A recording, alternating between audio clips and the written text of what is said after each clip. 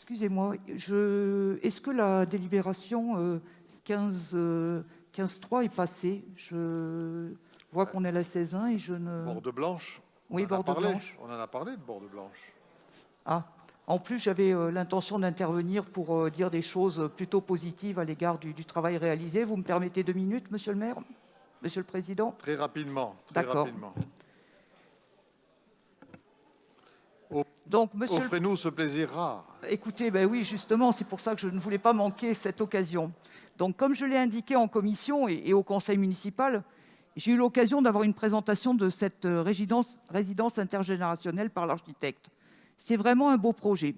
Simplement, il est dommage et regrettable de vouloir assigner les personnes âgées et les personnes handicapées à certains logements et bâtiments, plutôt que, comme pour le reste de la population, leur permettre de choisir réellement le lieu où elles veulent vivre.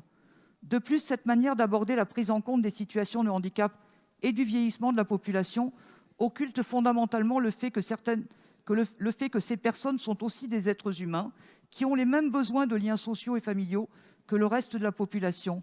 Si on suit le raisonnement poursuivi, on retombe dans une logique de ghettoisation et d'institutionnalisation.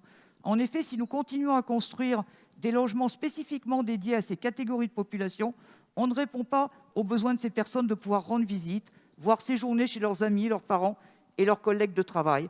D'autant que l'argument économique qui soutenait que la construction de 100% de logements accessibles coûterait bien plus cher s'avère fausse, moins de 1% dans le neuf selon la Banque mondiale. Quant à la surface plus importante pour le logement accessible, les décrets d'application de la loi Elan ont finalement convenu que la surface du logement évolutif doit être la même que celle du logement accessible. Ainsi, nous demandons, en faisant appel au pragmatisme de tous, à dépasser les logiques partisanes et d'accepter la proposition suivante: la constitution d'un groupe de travail transversal à plusieurs commissions pour traiter de la conception universelle et débattre du retour à la construction de 100% de logements accessibles pour les rez-de-chaussée et étages desservis par ascenseur sans surcoût.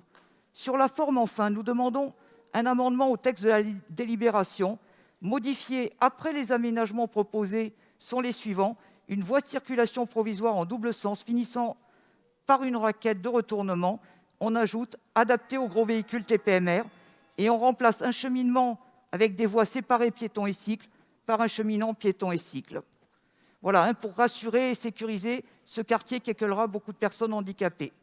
Et pour une version plus longue, je les enverrai par mail à mes collègues afin de ne pas monopoliser la parole. Je vous remercie. Voilà, le fruit était annoncé comme acidulé. Il s'est avéré quelque peu amer, mais bon, après tout, on vous retrouve. J'ai salué la qualité du projet. Au moins, on vous retrouve. Permettez au repère d'être permanent. D'accord. Donc, on attend votre courrier et on vous répondra, bien évidemment.